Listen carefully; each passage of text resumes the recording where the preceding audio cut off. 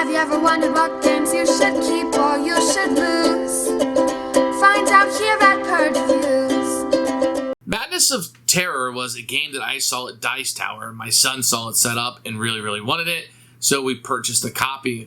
Not sight unseen, but definitely sight unplayed. And what we ended up with is a game that we really like as a family.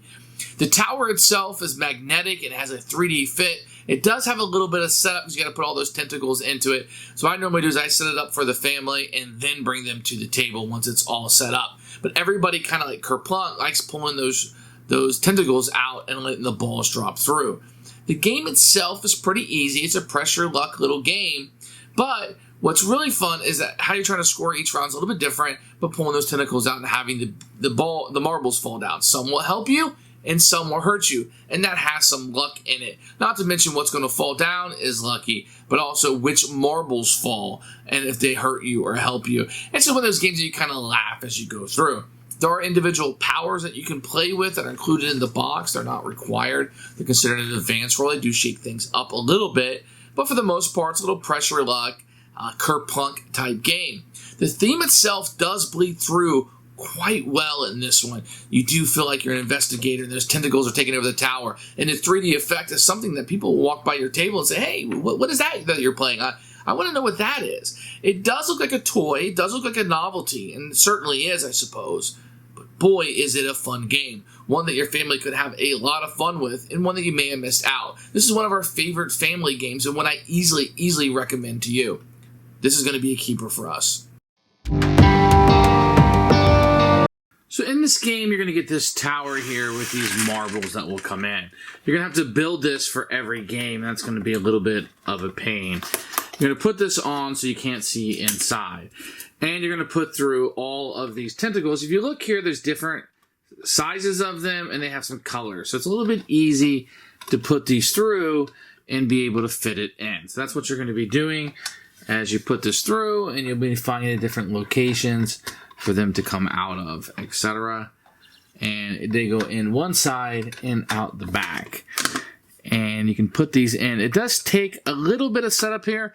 Somebody's going to need 5 or 10 minutes, maybe 10 minutes to set this up, and you have these tentacles coming out. I'm going to put a bunch of locations based on the number of players. As you can see here, they're pretty good quality. The artwork is pretty good on it. They have the victory points and kind of the extra rules that you'll have here. Everybody's going to get one of these players that you'll be able to put the marbles right in here if need be, and they'll keep track of it, and it tells you what you need to roll every time, so it's very good. You're going to get some spell cards that will be utilized during the game. You're going to have a sane and insane side of these, and these are fairly good quality. Not the best, to be honest. I wish they were a little bit better quality than what they are. The dice are all custom. They have different sides of them. They're very nice, and they roll very well. The little tentacles they go through is nice. This all holds up really well. The only complaint is that I wish it fit back in the box. Inside the box, you're going to get a little bit of an insert here. It works fairly well, but you do have to take this apart each and every time, and that's a little bit of a bummer. You're going to get some tiles here. It's very nice. I use icons and words on these, and these are really good quality. But what's really important is this works really well. This sticks together with a magnet. These are like magnetic when they clamp together, and it works very well.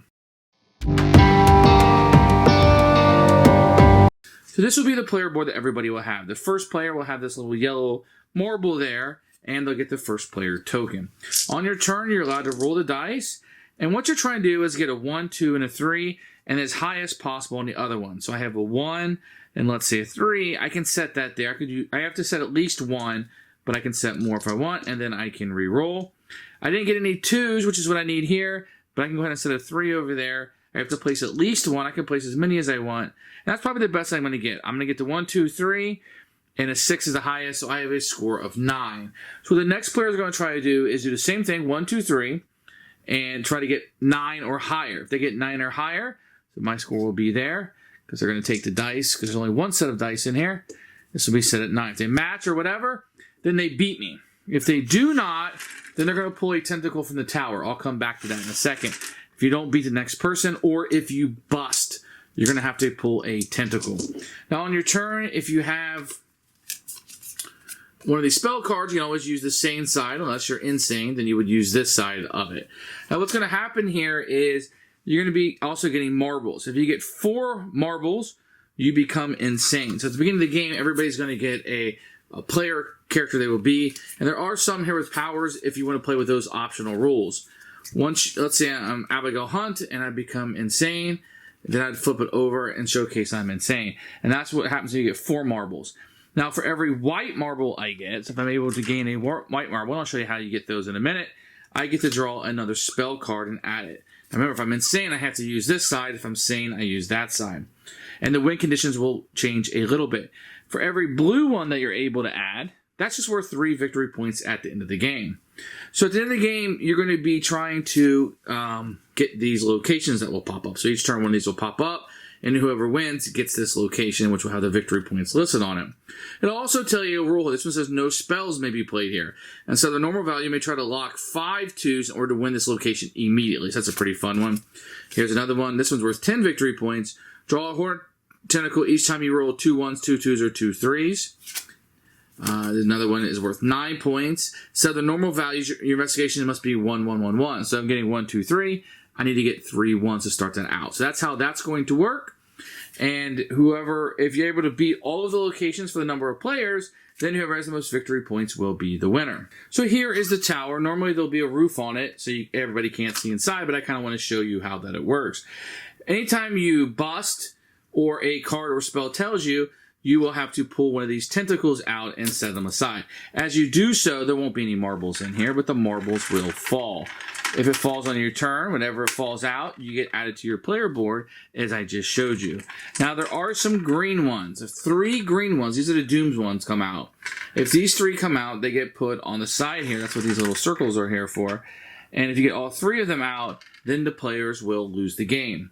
If you are insane, and you're the one to pull, because once you're insane, you don't take a normal turn. All you do is pull a tentacle out like this. If you're the one that pulls out the 3rd one, then you are the winner of the game. Otherwise, if you're not the one that pulls it out and all 3 Doomsday comes out, everybody loses. So you want to be careful about pulling too many out of this. But that's kind of how you play. It has a kerplunk kind of feel to it. All the marbles will be inside, and you're pulling this out so they can fall through. When they come out the door, you take whatever it is, and you add it to your sheet here. And either score points, let you draw spells, or perhaps make your madness go up, where you become insane. And that is Tower of Madness. Who should buy this game? Anybody who likes the Cthulhu theme. It is splashed onto this. I think it works brilliantly. Even if you don't like that theme, you're still going to find a very, very good family weight board game. It has a lot of appealing to the eyes. It has a lot of fun built into it, and a lot of randomness and luck that when you're pulling those tentacles out, you never really know what's going to fall or if anything will fall at all. And that kind of plays into it. Otherwise, it's a pressure luck little game that I think most people are going to have fun with a Yahtzee mechanic with the dice. Excellent game, and one that you may have missed and fallen right under your radar. Excellent keeper for us.